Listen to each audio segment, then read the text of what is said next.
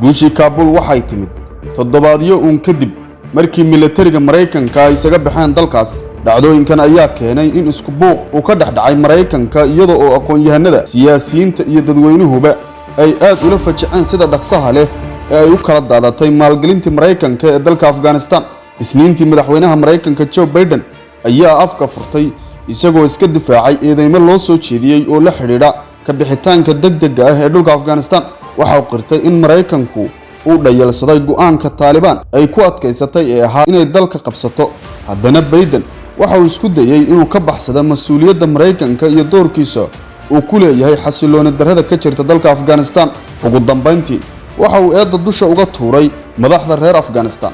Mareykanku kama gaban hadafka uu u socday inuu afka ka sheego howlgalkii Afghanistan marnaba ma uusan ahayn dhismo qaran. sidaas ayuu yiri madaxweyne Biden.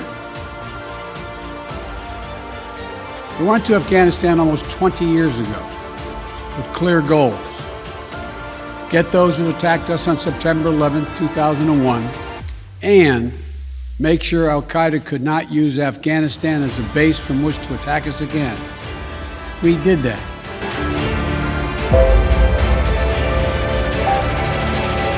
khudbadiisa Biden waxa uu ku adkaystay in ujeedadu uu aaday Afghanistan ay tahay in la burburiyo Al-Qaeda lana dilo Osama bin Laden doorkii uu ku lahaa weeraradii 11 September 2001 taas oo kaliftay inuu Mareykanku dal dhan ku soo duulo si uu danihiisa uga gungaaro.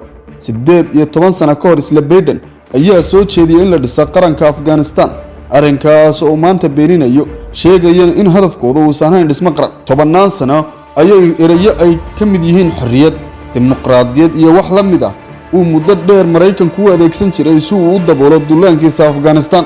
Biden oo iska fogeynaya jabka ka soo gaaray Afghanistan dhanka kalena uu afku ka xadayo ayaa yiri ciidamada Mareykanku ma awoodi karaan mana aha inay galaan dagaal kuna dhintaan iyadoo aysan ciidamada Afghanistan laftigooduba doonayn inay galaan dagaal. Mareykanku waxa uu galay Afghanistan si uu afdambiyo Taliban martigelintii Osama bin Laden awgi. Mareykanku kuma imaan rabitaanka reer Afghanistan si kale haddii loo dhigo. Mareykanku waxa uu soo jeeday reer Afghanistan dagaal aysan iyagu gacmahooda ku doonan.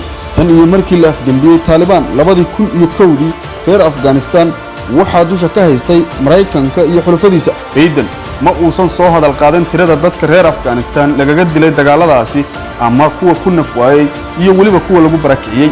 ma uusan soo hadal qaadin duqeymihii xagga cirka ahaa ee sida joogtada ah loogu leynayay dadka rayidka ah. sidoo kalena gabdhaha iyo wiilasha ku agoomobay dagaaladaasi ma uusan sheegin kuwaas midkoodna. haddana sida uu Biden hadalka u dhigay Isniintii waxa uu diiradda saaray kaliya nolosha dadka reer Mareykan isagoo oo isku indha tiray dhibaatooyinka soo gaaray dadka reer Afghanistan. waxa kale oo iyana yaab leh in uu Biden uu ka warramay tiro ciidan oo xoog leh inaysan weligood gaarsiin karin Afghanistan deganaansho iyo amni, balse taariikhdu waxa ay marag ka tahay adeegsigii uu Mareykanku adeegsaday xoogagiisa military si uu u gaaro himilooyinkiisa. Events we're seeing now are sadly proof that no amount of military force would ever deliver a stable, united, secure Afghanistan, as known in history as the graveyard of empires.